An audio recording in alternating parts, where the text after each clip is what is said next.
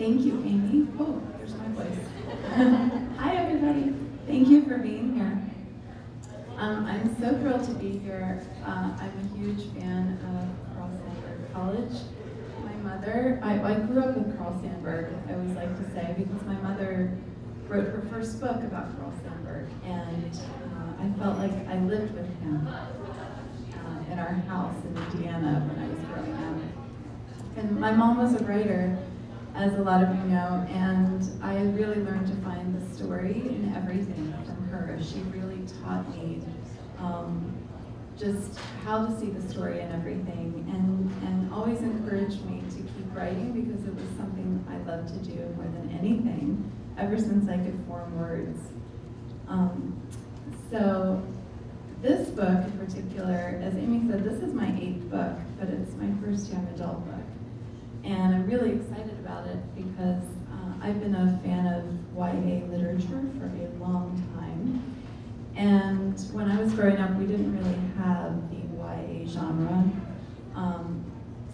But now it's just amazing to see all the exciting things that are being done in it.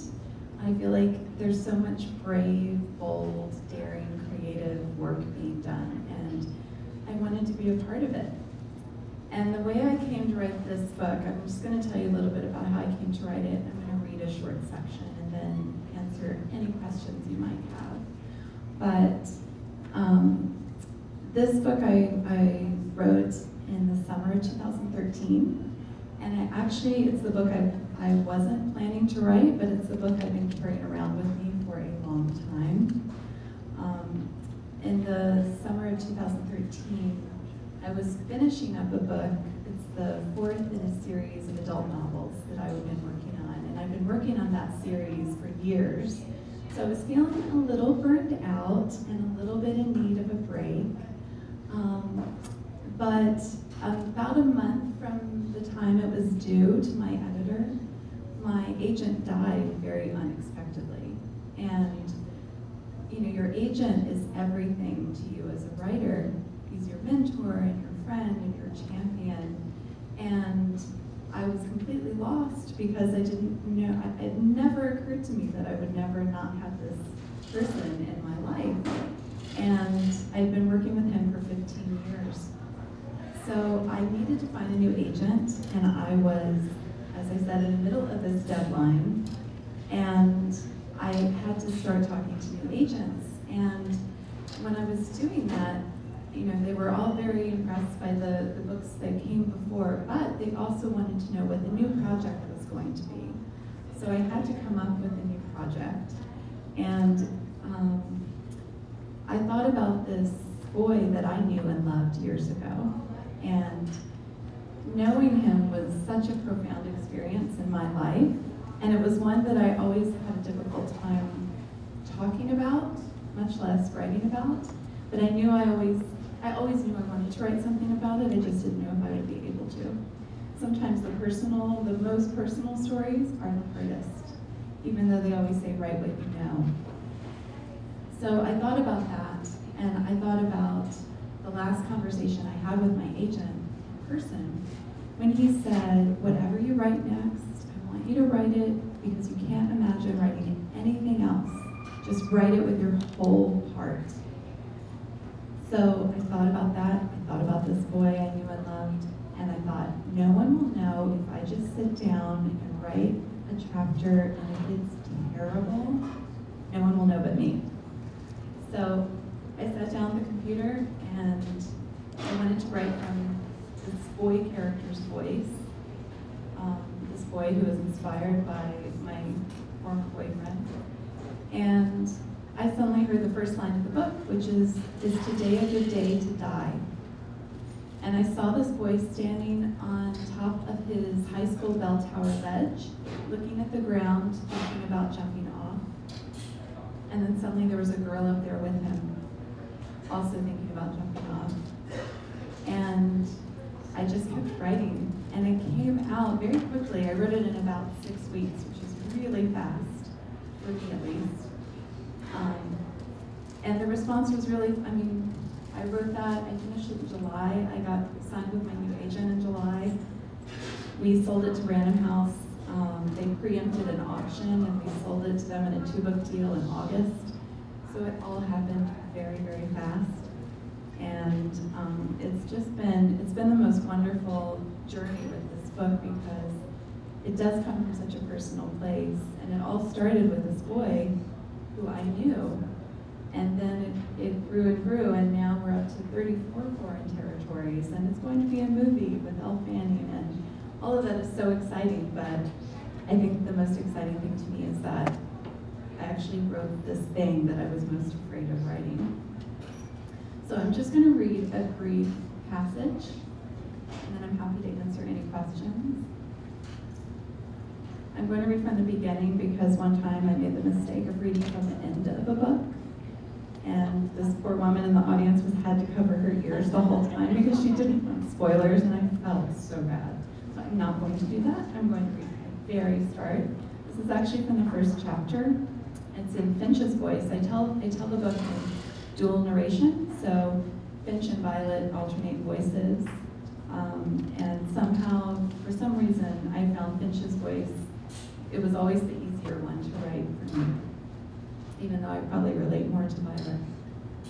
So they are on the bell tower ledge at this point, and Violet is up there because she lost her sister 9 months earlier in a car accident, which Violet survived. And ever since then, Violet's world has just shut down. And Finch is up there because this is what he does. He does not know it, but he's experiences bipolar disorder.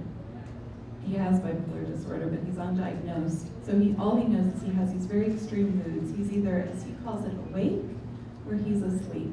Not much in between.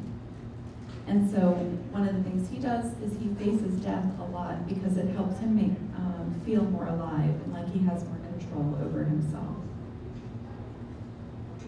So he's in the process of talking Violet down off the ledge. From down below, someone yells, "Violet? Is that Violet up there?" "Oh God," she says, so low I barely hear it. "Oh God, oh God, oh God." The wind blows her skirt and hair, and it looks like she's going to fly away. There's general buzzing from the ground, and I shout, "Don't try to save me! You'll only kill yourself!" Then I say, very low, just to her, "Here's what I think we should do." I'm about a foot away from her now. "I want you to throw your shoes toward the bell, and then hold onto the rail, just grab right onto it, and once you've got it, lean against it, and then lift your right foot up and over. Got that?" She nods and almost loses her balance. "Don't nod. And whatever you do, don't go the wrong way and step forward instead of back. I'll count you off on 3. She throws her boots in the direction of the bell, and they fall with a thud into the concrete. 1, 2, 3. She grips the stone and kind of props herself against it, and then lifts her leg up and over so that she's sitting on the railing. She stares down at the ground, and I can see that she's frozen again, and so I say, "Good. Great, just stop looking down." She slowly looks at me and then reaches for the floor of the bell tower with her right foot. And once she's found it, I say, "Now get the left leg back over however you can. Don't let go of the wall." By now she's shaking so hard I can hear her teeth chatter, but I watch as her left foot joins her right, and she is safe. So now it's just me out here. I gaze down at the ground one last time, past my size 13 feet that won't stop growing, past the open windows of the 4th floor, the 3rd, the 2nd, past Amanda Monk, who is cackling from the front steps and swishing her blonde hair like a pony. I gaze past all of this at the ground itself, which is now slick and damp, and imagine myself lying there. I could just step off. It would be over in seconds. No more Theodore freak, no more hurt, no more anything. I try to get past the unexpected interruption of saving a life and return to the business at hand. For a minute, I can feel it, the sense of peace as my mind goes quiet, like I'm already dead. I am weightless and free, nothing and no one to fear, not even myself.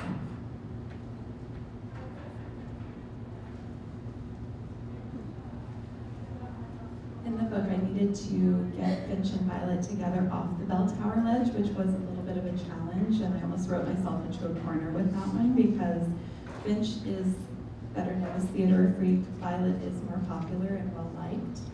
And I needed them to come together realistically and not have like insta-love, which happens a lot in YA books. And so I had them get together on a school project, and Finch kind of ambushes Violet and gets her to be his partner on it. And what I had to do is wander the state of Indiana, which is where I grew up, and where I knew I wanted to set the book. Violet is not happy to be in Indiana. She just wants to get out. She counts the days till she can leave. But Finch helps her really see that he helps her see all the places in Indiana in a new way. And she realizes by looking at things in a new way, and people in a new way, they can really surprise you. And that's all I'm going to say, because I don't want to spoil anything. But I would love to answer any questions if you have any. So I can talk about this book. Yes. How much research do you do for your books? Because I was really impressed with the character development of both of the characters and the level of detail regarding mental illness, suicide, that kind of thing. So how much work do you do to start? It's a great question. The question is how much research you do with a book like this. Especially this one, which deals with mental health issues.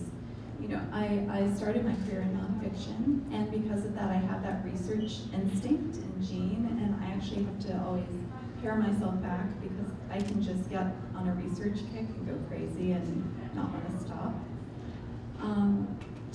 And from nonfiction, I had gone to historical novels, so again, I have a lot of research to do, so it's just always been there to supplement my books. And in this one, just as with the others, I wanted to be as authentic as possible, especially when dealing with the subject of mental health, especially for teens.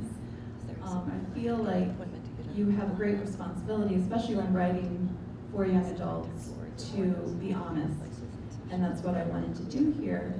I did talk with people who have bipolar disorder, bipolar depression. I talked to experts in the field, but the main thing that really informed this for me was just knowing this boy, my boyfriend from years ago, who did have bipolar, he did have depression, and just seeing firsthand his struggles to be in the world every single day and knowing what that looked like from his perspective, that really informed Finch in this story more than anything.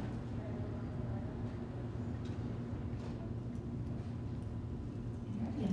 Jennifer, can you talk about how you go from writing a book and then how it becomes a movie and the casting and then what's next and where are you in that process?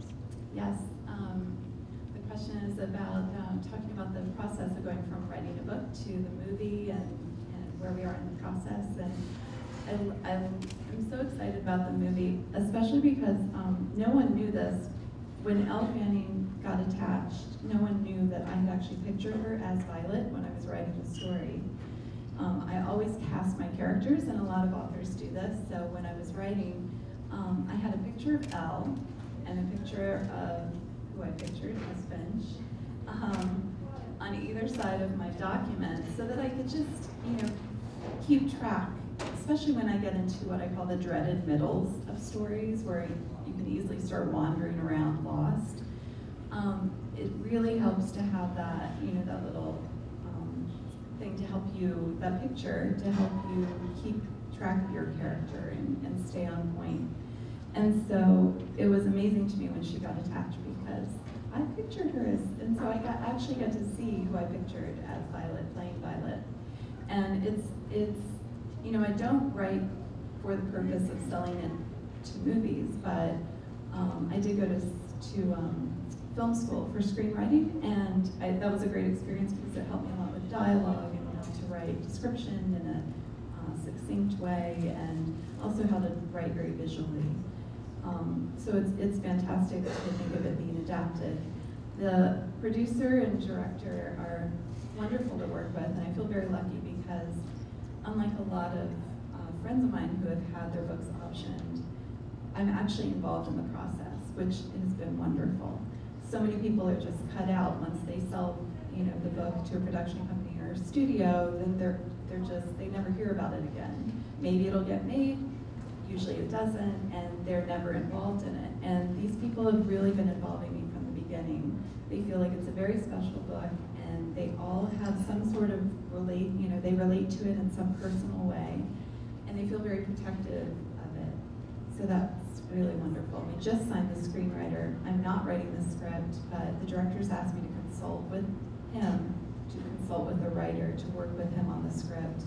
And actually next week we're going to Indiana. I have events there, and we're the director, producer, screenwriter, and they're all coming out to my hometown in Indiana, my small hometown, and meeting me there, and we're going to location scout across the state and kind of follow Finch and Violet's wanderings of the state, which I'm really excited about. And I can't wait to show these very worldly people my little tiny Indiana hometown. I think it'll be very interesting for them. But it's been really wonderful so far, and I feel like it's going to continue to be. We're going to start filming early next year, and we just need to find Finch now, which is going to be the challenge. So if you have any ideas, please tell me. Who would you like Finch to be? I would like Finch to be played by Nicholas Hoult from 3 years ago. So if I could build a time machine and go back in it, and he would be perfect. He's actually who I pictured. And when I first met Elle Fanning, she had just worked with him on a project, and I told her that I pictured her as Violet, and she was very honored and thrilled. And she said, well, who did you picture as Finch? And I said, Nicholas Hoult from a couple of years ago. And she said, oh my God, I just worked with him. I'll call him right now.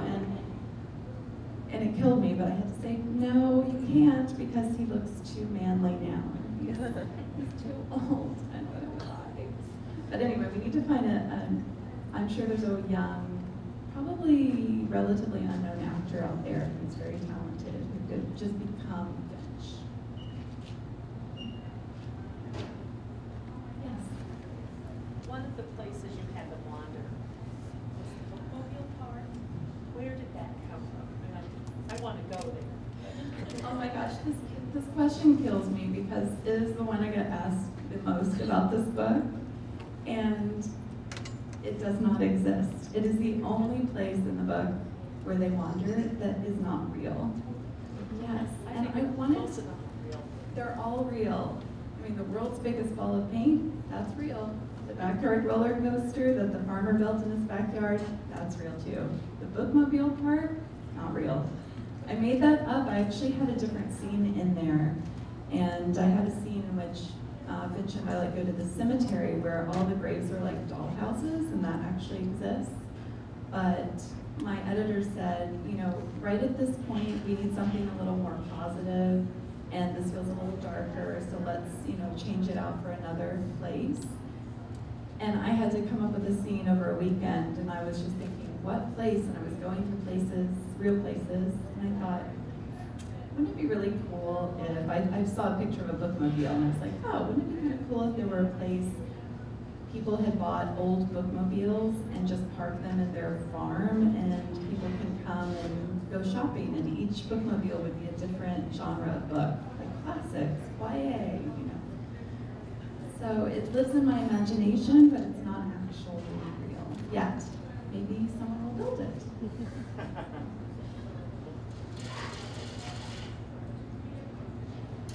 Any other questions? Yes. I haven't read your book yet, and I apologize. I plan to, but what is the age range that your book is focused towards? And from a counseling mental health perspective, is this a book that students who are struggling with depression or bipolar disorder could read, not only relate to their experience, but send them in the direction of where and how to get help? Absolutely. We're saying it's for ages 14 and up.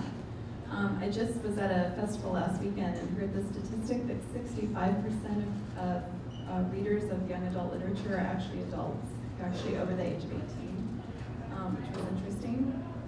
But I've had 13-year-olds read this, 12-year-olds. My 11-year-old cousin read it and totally got it, and she was, she's very mature. But I think anyone below the age of 14, it kind of depends on the maturity level. In terms of you know, this book reaching people who are dealing with mental health issues, I've heard overwhelmingly, every day I hear from either young adults or adults who have either have gone through or are going through some sort of mental health, you know, struggle, and everything I hear is so completely positive. I had a mother in Georgia send me an email before an event, so I was coming there the next week, and she said, I really need your advice because my daughter is just out of the facility. She self-harmed since she was 13. She's 15 now. She's in a good place. I'm worried that your book might be a trigger for her, but she really wants to read it. Her friends are reading it. What do you advise I do? And I said, well, she's your daughter, and I can't tell you, you know, what is best for her, but I can share with you some things that other readers have sent to me, and all of them have said, in some way, thank you for saving my life, whether it's in a big way or a small way. It makes me know I'm not alone. It makes me realize that there are bright places in the world. It makes me realize if I did anything to harm myself, how it would impact the people I love.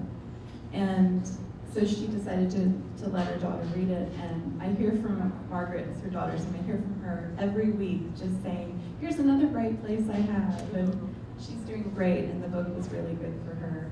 And I heard from another girl, and there have been so many, but the most dramatic probably is this 17-year-old girl in Pennsylvania who said she wrote to me after she'd gone to Target to buy sleeping pills to kill herself.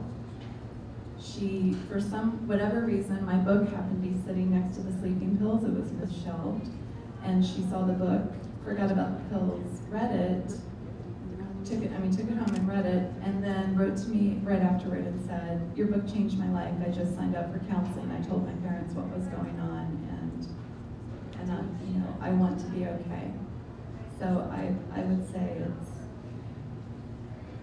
hopefully a good thing to share.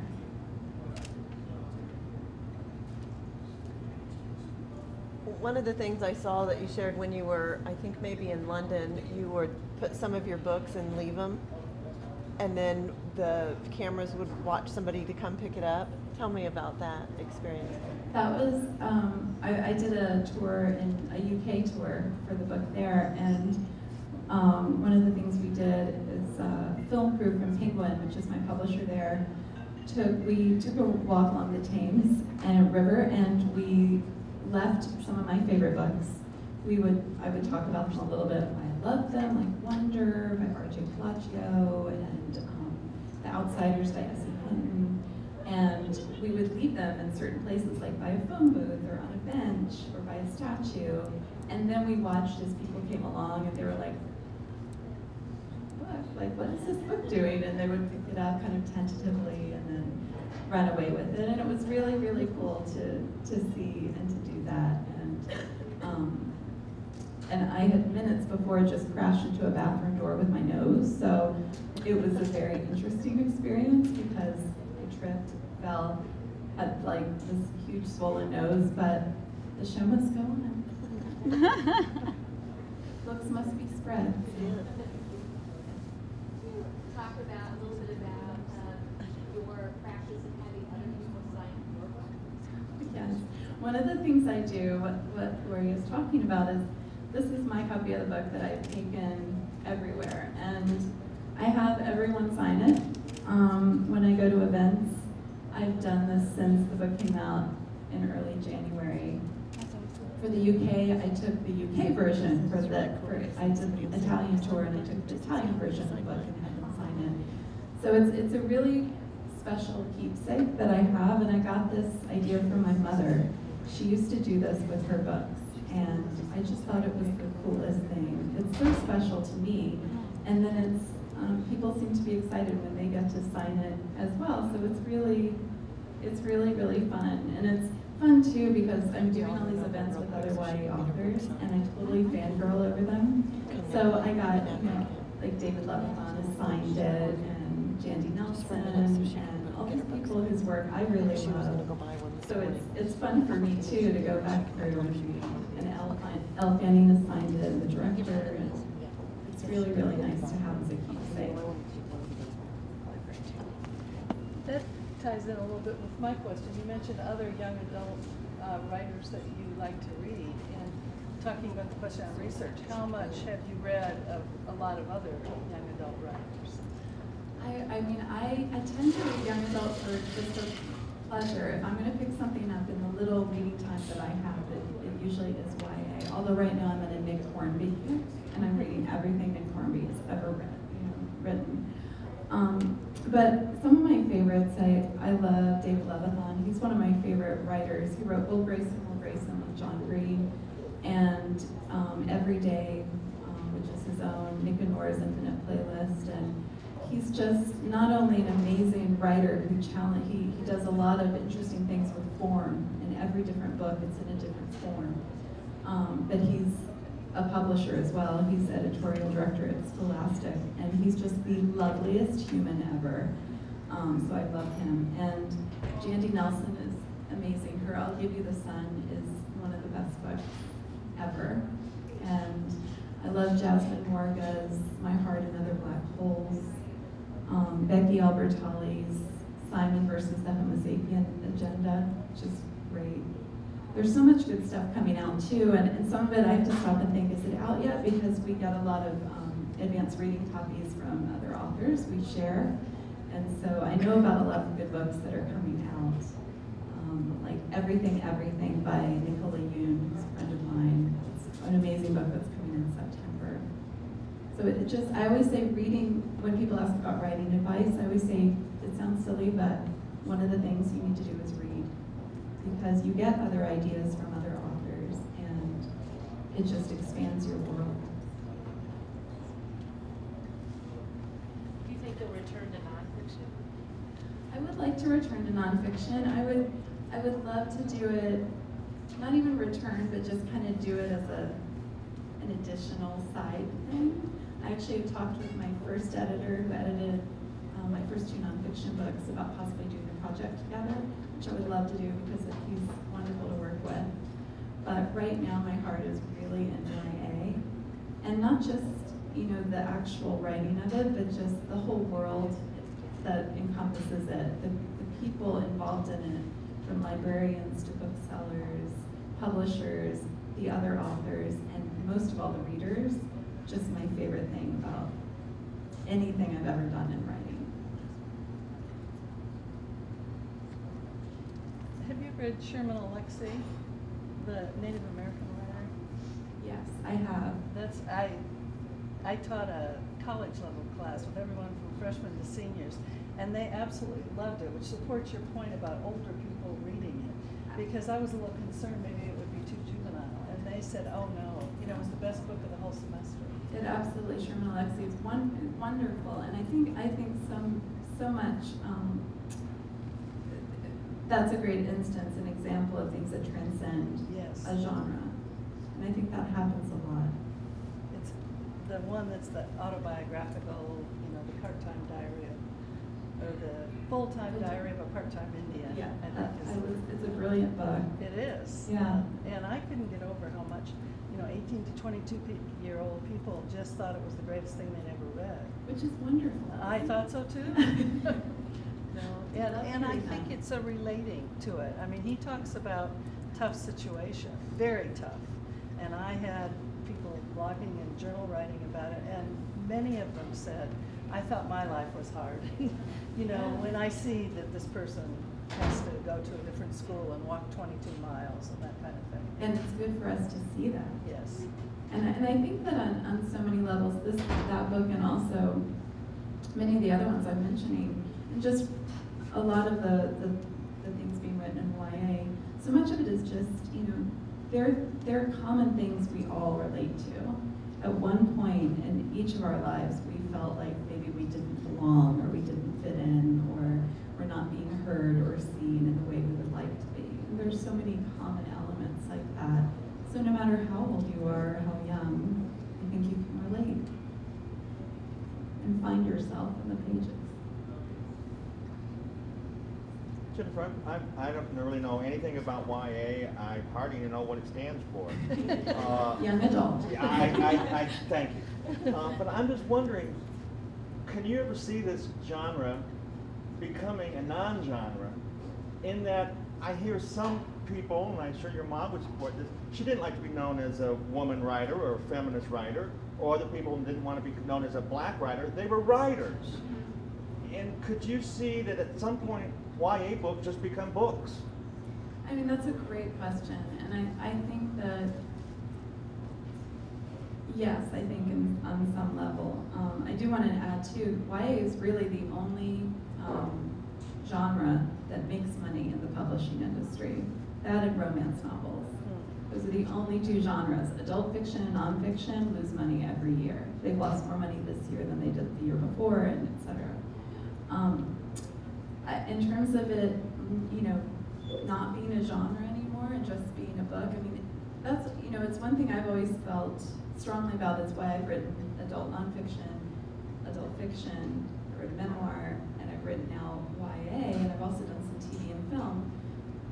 I haven't wanted to be categorized as a writer of this or that. My first two books were both Arctic expedition stories, and I became known as Arctic Girl as soon as I, you know, did the second one. And people were saying in interviews, "What is it about the Arctic that makes you really want to write about it all the time?" And I said, first of all, I don't like the cold. You know, the Arctic is fascinating, but there are many other fascinating things. The thing that always is important to me is the story. And that is what has been important to me in all the books that I've written. They're all books I wanted to read, and so I wrote them.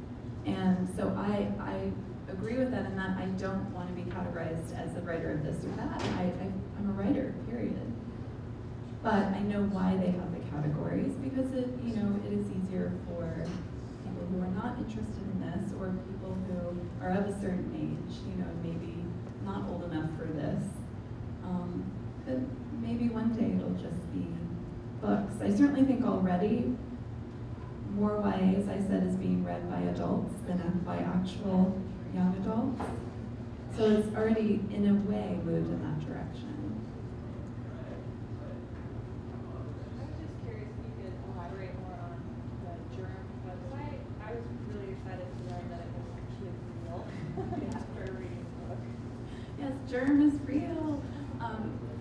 Germ magazine is something that grew out of all right places. Violet, in the book, with her sister, they had created a website called EleanorandViolet.com in which they discussed one topic from both sides. They had very different viewpoints on this one topic, and it actually exists as well. EleanorandViolet.com. I did not write it, but two of the Germ editors actually took the voices of Violet and Eleanor, and it's so funny. You have to check it out because it's brilliant. But Germ is something I knew when I was writing it that it would be interesting. I thought, what if Germ were real?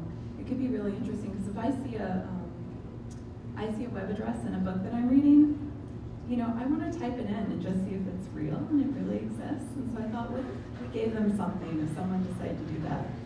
And then it really became much bigger than I anticipated. We have a staff now. We've been up and running since January of 2014. And we have a staff, all volunteer, between the ages of 14 and up into their 40s, but generally between 14 and 25. There are 50 of us, and we have a whole literary component. There's a literary part of the magazine as well as the journalistic side, and it's really run by these, 14 to 25-year-olds, for 14 to 25-year-olds. And what we wanted to do was offer something that wasn't just like lip gloss and boys, although that's there too, but something that really dealt with real issues. And the girls who are the editors of Germ, I'm editor-in-chief, but really they have taken it on and it is theirs now. I mean, they do such an amazing job. They deal with real issues like suicide or depression or worldwide issues. We have a writer in the Ukraine who writes a lot about what's going on over there. And it's written very honestly, and just really proud of it. I'm really proud of them. And if there are any writers in this room, please submit, because we love to publish new writers.